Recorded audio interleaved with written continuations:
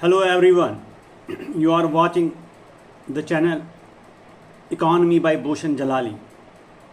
Today we have chosen the topic minerals, critical minerals, mining policy, rare earth elements. So let us start. Minerals. Minerals are natural substances that are formed by geological processes. They have definite chemical composition and physical properties. They can be classified into metals and non-metals based on their characteristics and their uses. Metallic minerals are those that contain metals or metal compounds like iron, gold, silver, etc. etc. Non-metallic minerals are coal, mica, gypsum. Our country has been blessed with good endowment of mineral wealth in our geography. There are about 95 minerals which include fuel, metallic, non-metallic, atomic, minor minerals including building and other materials. India's major minerals resources include coal, which is fourth largest reserves in the world. Then we have iron ore, we have manganese ore, seventh largest reserve in the world. Then we have lithium ore, sixth largest reserve in the world. Then followed mica, bauxite, fifth largest reserves in the world. Similarly, chromite, natural gas, diamonds, limestone and thorium. But we should be conscious about the words. These are only when we say reserves. There are two things in this mineral wealth. One is what are the reserves available in our country, and secondly is what is the production. Sometimes we have sufficient reserves but we are unable to produce it, we are unable to extract it, we are unable to process it. So two things are important. One is reserves, secondly can we produce them, can we extract them, can we mine them. There is a big difference between reserves and what you are doing mining. So far as the mineral wealth is concerned, mineral requirement of the country is concerned, we on an average import minerals worth 16 lakh crore we import. And what is the level of production?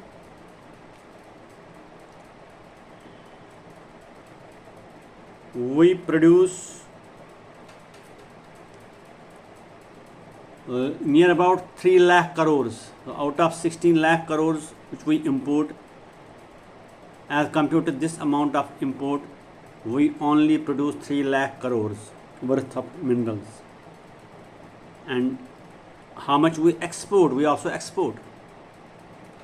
That is around 2 lakh crores. When I say export, it means maybe in raw form or in byproducts. So what are the items we normally export? It is petroleum products, jewelry. We export iron ore. We have iron ore that is called inferred reserves. What is inferred reserves? That too we export.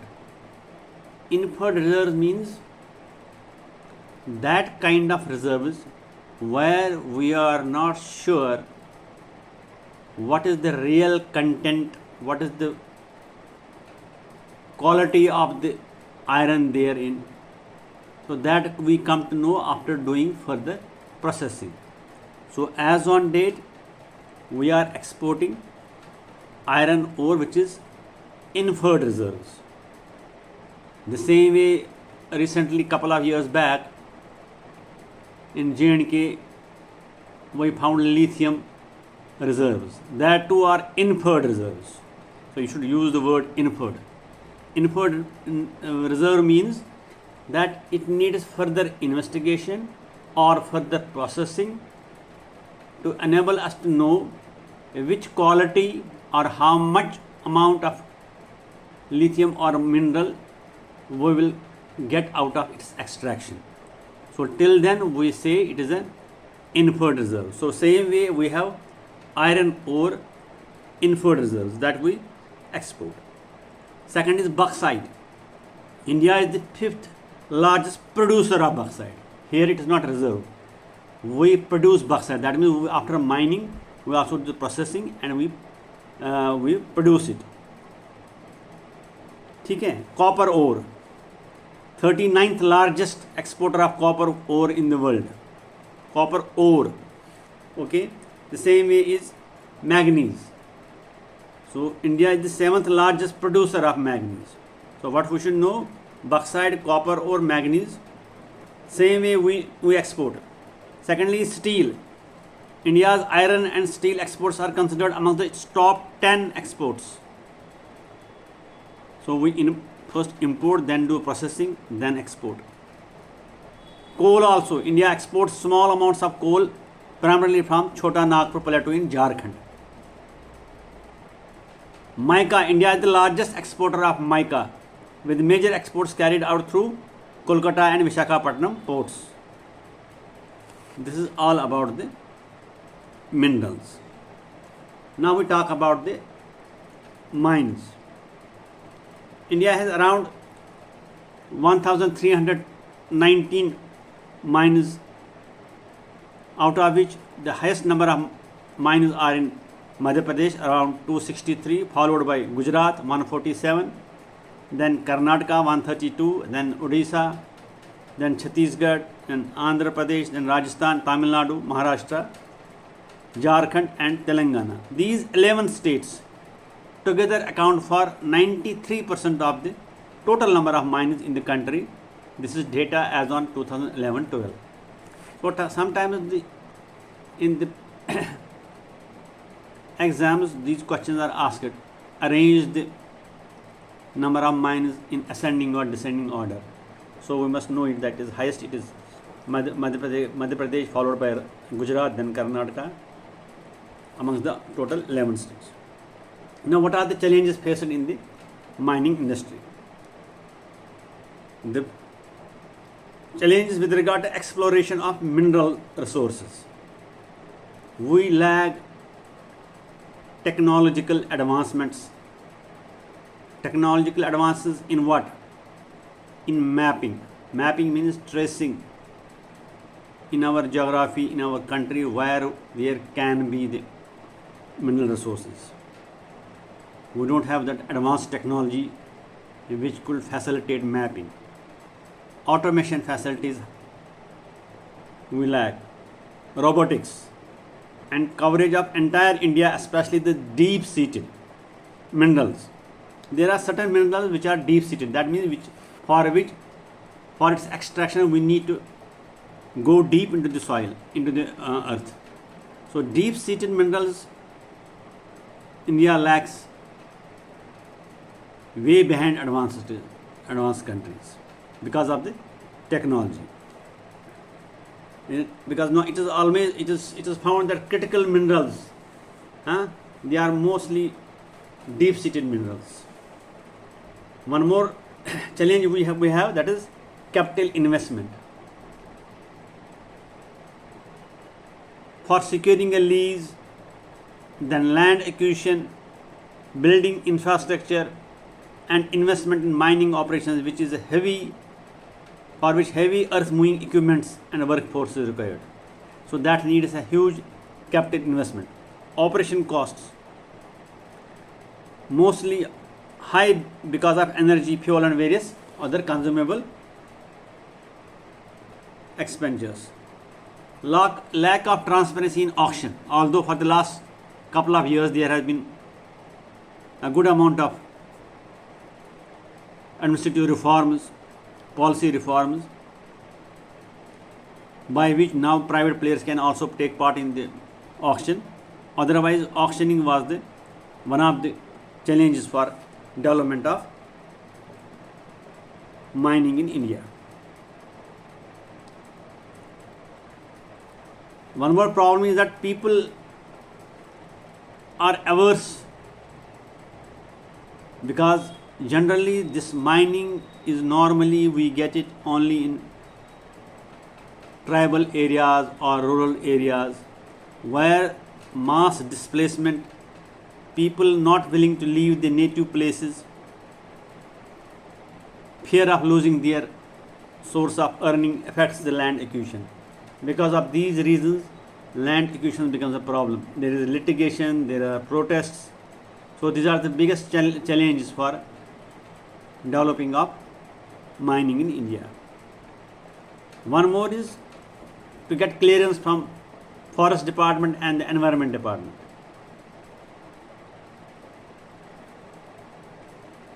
Getting clearance for mining is a huge task and challenge for developing a mining in India.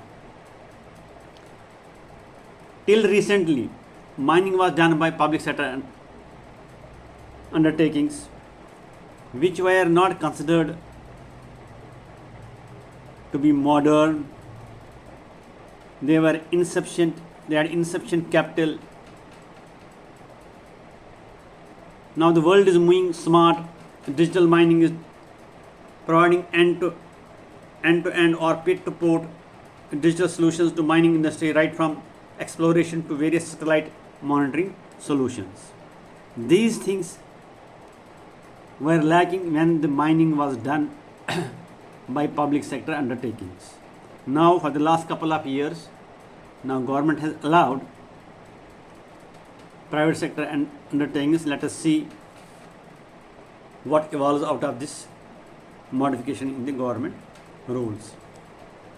This was all about mining in India. So far as the Minerals and Mining Development Act modification amendment, that will be discussed later on.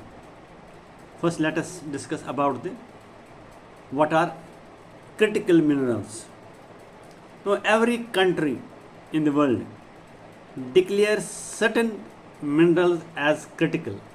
It depends upon its demand in that particular economy.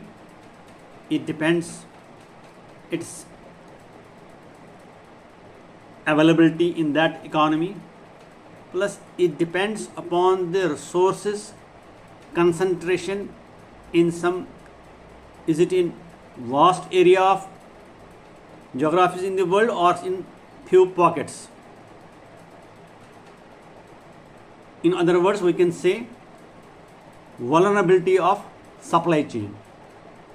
So on these factors and how these elements are important to each economy, they declare certain minerals as critical.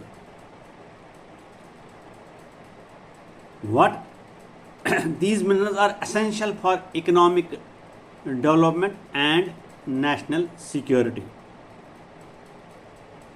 The lack of availability, the concentration of extraction or processing in few geographic locations.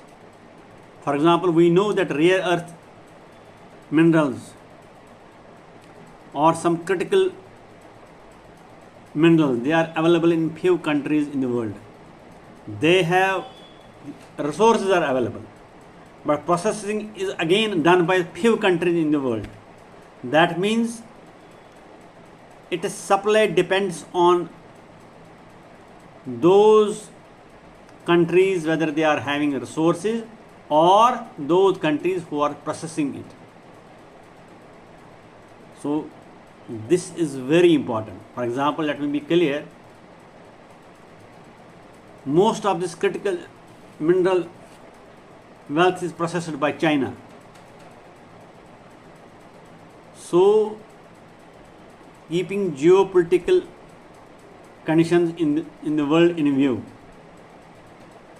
so there are certain minerals which are declared as critical because the monopoly of those minerals only rests with China. So on the basis of this criteria also, on the basis of its economical impact on that particular country, and on the basis of supply chain vulnerability, a mineral is declared as a critical mineral. These are like lithium, graphite, cobalt, titanium, and rare earth elements. Why they are considered to be critical? Because if there is disruption in supply chain, or we can say if there is discontinuous in the availability of these minerals, there are multiple sectors of the economy which will be affected. For example, high-tech electronics, telecommunications, transport, defense, above all transition to clean energy. Because transition to clean energy is the biggest task the whole world is facing. And this transition to clean energy directly depends upon these critical minerals. So on the basis of these availabilities or non-availabilities or supply chain vulnerabilities, a mineral is declared as a critical, because as you know, the world has committed in different agreements, maybe Paris Agreement, Glasgow Declaration, that we have to ensure zero emission vehicles, we have to ensure non-fuel energy by different dates. So that is possible only when there is a transition from fossil fuel energy to non-fossil fuel energy. When I say non-fossil fuel energy, it means it should be solar energy, it should be wind energy mainly, and these both are possible when there is sufficient availability of critical minerals. Then only these solar cells or those solar wind turbines, they can only be produced. This is how it is important. Now, how the country identifies these critical minerals? What are the systems done? Actually, the specific trigger, this critical minerals, rare earth minerals, this we have been listening for the last only about 10-15 years maximum. How it triggered? It triggered because of the international commitments towards reducing carbon emissions, which required the country to urgently relook its mineral requirements for energy transition to net zero commitments. This was coupled with, in fact, its requirement was augmented with pandemic. How? Pandemic compelled people to switch to digitalization. When you talk about digitalization, that means you are switching to computerization, you are switching to use of electronics, you are switching to use of internet communication system, which increases the demand. Further, it was aggravated with geopolitical situations like war of Russia on Ukraine, sanctions by USA on Iran, now because of Israel and Middle East, followed by blocking of sea routes, the supply chain disruption occurred. What it resulted? It resulted in throughout the world, people are now thinking of self-reliance. Atmanirbhar Bharat was introduced in India. What does it mean? It means that our country should also be part of the global chain system. It should not be 100% dependent on imports.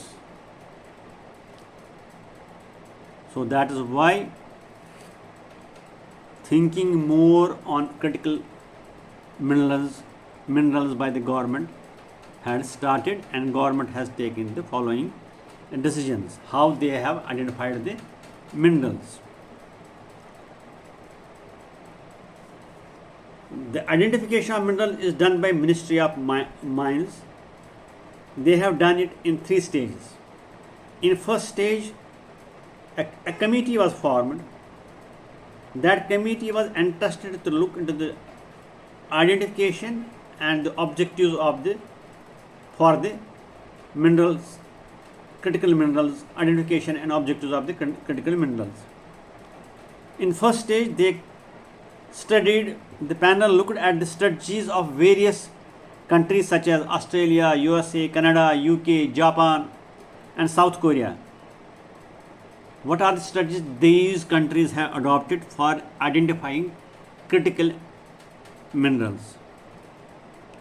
So accordingly, this panel of India identifies 69 elements as minerals, as critical minerals. This was on the first stage. As I told you, there was 3 stages. Second stage was interministerial consultation. Different ministries of the India were consulted. They were asked to think what is critical mineral required in your ministry. For example, we have defense ministry. Suppose we have agriculture ministry. Same way we have information technology. All ministries, interministerial meetings were held, and they were asked, you declare what is in your view, what are the critical minerals. Then the total data was collated,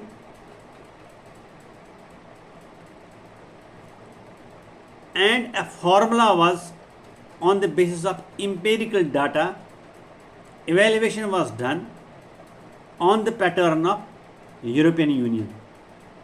So what does the European Union and India take into consideration for declaring a mineral as a critical mineral? They have 2 criteria. ये याद रखना चाहिए. Sometimes these are asked in the paper. One is a mineral is rated as on the basis of its economic importance for that country vis-a-vis world. Second is supply risk. So if there is a supply risk involved in it, that means it is critical. So suppose a particular mineral, if we are importing say from Argentina or from Australia or China. So if we are importing only from one country, that means there is a tremendous risk involved, because if there is some political problem with China, they can stop it like the way they did with Japan. So there is a huge risk. So on the basis of these parameters, we declare a mineral as a critical mineral. Suppose there is one mineral which is available say near about 4 or 5 countries. Okay, it is critical but not to that degree. So we must remember that a mineral is declared as a critical mineral on the basis of its economic importance and it is supply risk. Based on this, there are 30 minerals which as on date are found to be most critical for India, out of which two are critical for as fertilizer minerals. 30 critical elements subgroups in periodic table of elements में आता है. ये तो एक इस committee की recommendation थी. दे recommended 30. Secondly क्या what they recommended, recommendation of 30 doesn't mean that 30 minerals are permanent forever. No, they recommended, panel recommended the establishment of National Institute, or we can say Center of Excellence on Critical Minerals, on the lines of what Australian government has in their country. That means this Central National Institute or Center of Excellence will do the R&D, research and development activities in this center, plus they will re-evaluate and periodically review what are the minerals that should be or should not be as a critical mineral for our country.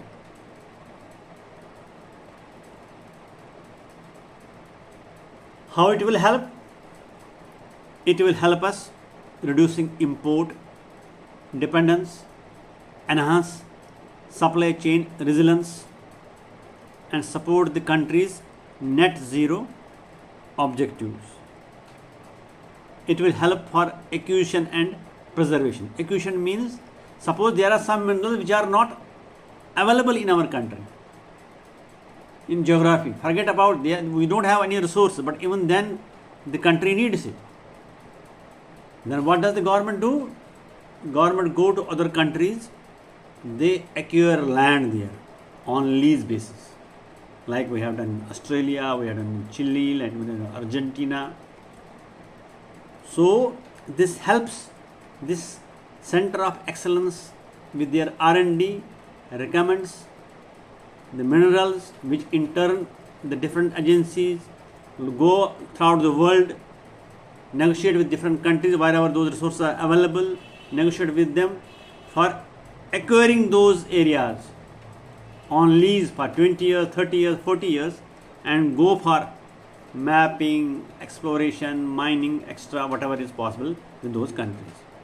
This is how it will affect them. This in turn helps in import reduction and competitive value chains in India. Out of the 15, there are 30 critical minerals. Out of the 15 top critical minerals, 10 are 100% imported from different countries. So you can imagine, out of top 10 or top 15, 10 are 100% imported from other countries like lithium, cobalt, nickel, vanadium, niobium, germanium, rhenium, beryllium, tantalum, strontium, zirconium, graphite. Zirconium we import only 80%, graphite 60%, manganese 50%. It is only chromium and silicon which import very lesser quantity. Rest we import 100%. So you can imagine how much we are dependent on others, number one, how much foreign exchange we have to pay for it, how much there is vulnerability for these sectors where these minerals are used. This was all about the critical minerals. Now, what are the rare earth minerals? Again, rare earth elements or minerals are a collection of 17 metallic elements. Why they are called rare? They are quite prevalent in the planet's crust, but unfortunately they are not, or we can say they are rarely available for mining, or we can say they are rarely available in a big numbers, big quantity at one place. So that is why they are called rare earth elements.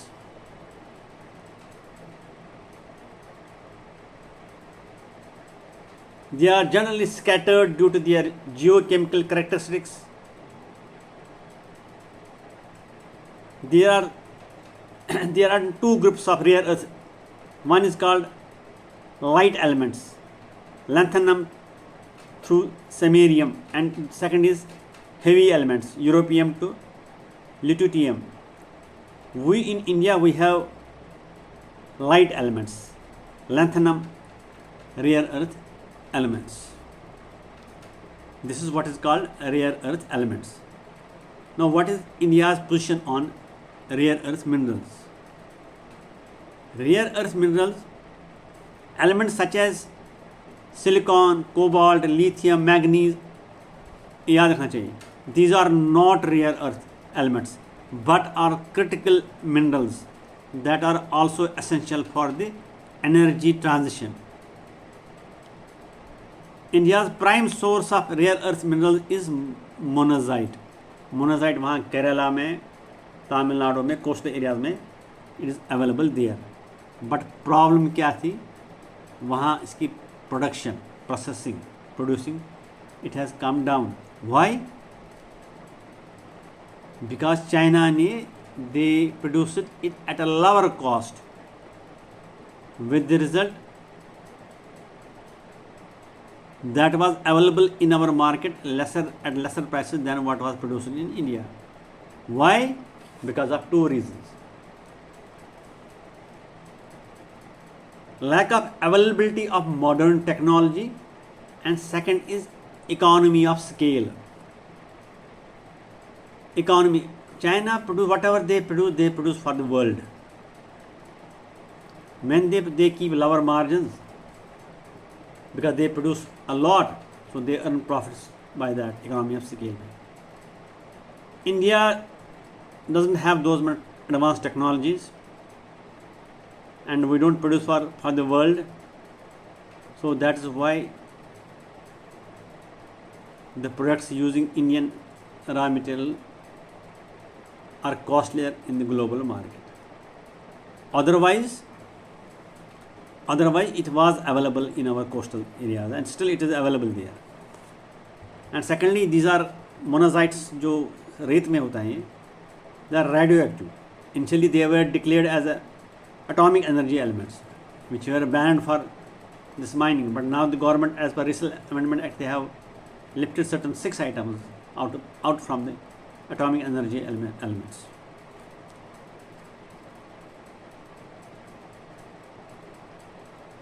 The only rare earth minerals that are available in India is extractable quantities are neodymium and praseodymium. These minerals are extracted to purely level of 99.9%.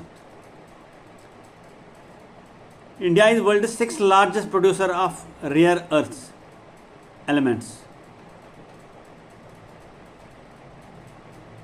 India exported 71 million of rare earth metal compounds to countries like Vietnam, Japan, China, Germany and South Korea. अब ये कहाँ use होते हैं? These are used in magnets, lasers, batteries, car batteries, catalysts and nuclear reactors.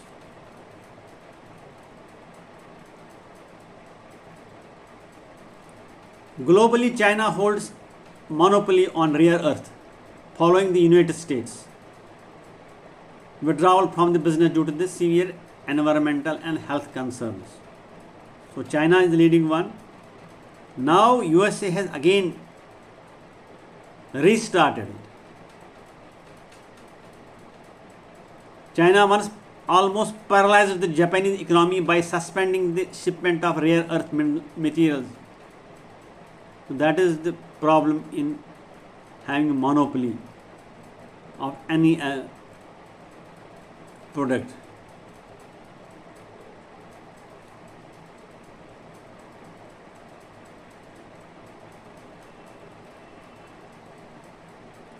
After China, the major rare earth countries based on reserve are Vietnam, Brazil and Russia. United States also has the significant reserves estimated to around 2.3 million metric tons. India ranks 5th after Russia and Australia ranks 6th. Imagine, Australia ranks 6th in mineral reserves, that is after India. but their extraction is more than Indian because of capital, because of technology. These things are to be considered while writing an answer. Australia produces around 52% of the world's lithium. Chile, where lithium is extracted from brines. Brine means salt water. Australian lithium comes from hard rock mines for the mineral spodumene. China, the third largest producer, has a strong foothold in lithium supply chain. India also discovered near about 5.9 million tons of inferred resources of lithium G3 in J&K, Reasi में. But that is inferred. अभी वहाँ mining अभी भी start नहीं हुई है. If that succeeds, that is considered to be the game changer for India. But as on date, वहाँ 2 बार वो टेंडर भी फेल हो गई. So this is all about minerals, critical minerals and rare earth elements. What is its position vis-a-vis the world? Now steps taken by the government. Number 1, the government has established Union Minister Kabil Khani Videsh India Limited. The public sector enterprise which is responsible for acquisition, mining, exploration outside India. As I already said, there are some resources which are not available in India, but India has created a public sector enterprise known as Kabil, whose partners are National Aluminium Company Limited, Hindustan Copper Limited and Mineral Exploration Company Limited in the ratio of 40 to 30 to 30.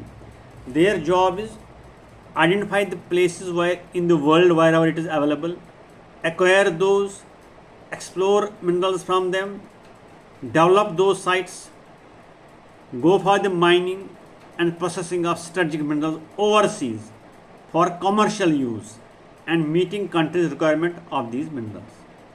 ये बहुत बड़ा step क्या है. इन्होंने आज तक काफ़ी 4-5 बड़े बड़े एग्रीमेंट किए with different, with Australia, with Chile, with Argentina, with probably Japan के साथ भी. That means they are tapping the resources from outside India.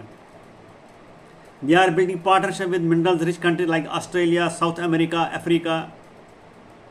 Recently अभी कैटामारिका में, अर्जेंटीना में, they have exploration and development of 5 brine type lithium blocks. Cobalt, lithium and cobalt projects of Australia they have undertaken. They have gone into undertaking this partnership with Oil India Limited. MOU उसके sign किए हैं for exploration and collaboration outside India. United Arab Emirates के साथ Kabil along with Oil India and ONGC Videsh Limited has signed MOU with International Resource Holdings. United Arab Emirates, ये इस कबील का this are the steps taken by the government. Second step क्या लिया इन्होंने? They have withdrawn certain items which were earlier declared as atomic energy elements which were prohibited for public और private exploration. They have government has decided 6 items withdrawn from that and thrown open to private sector. Secondly, India-Australian Critical Mineral Investment Partnership. India has entered into partnership with US-led collaboration of 14 countries. Aim is to catalyze public and private investment in critical mineral supply chain globally. Minerals and Mines Development and Regulation Amendment Bill 2021 amended in 23. इसमें इन्होंने काफ़ी liberalise कर दिया so that there is private partnership. Secondly, tender में auction में क्या है, centre to the responsibility of auctioning. Concession देना है वो भी सेंटर की रिस्पॉन्सिबिलिटी ले ली, although revenues will be taken by the states. इससे क्या हुआ, ऑक्शनिंग फैसिलिटेट हो गई। Supply chain resilience initiatives have been taken with India, Japan and Australia. अभी आईआईटी ने क्या किया, IIT Ropar has detected presence of tantalum in Punjab. Formation of district mineral foundation.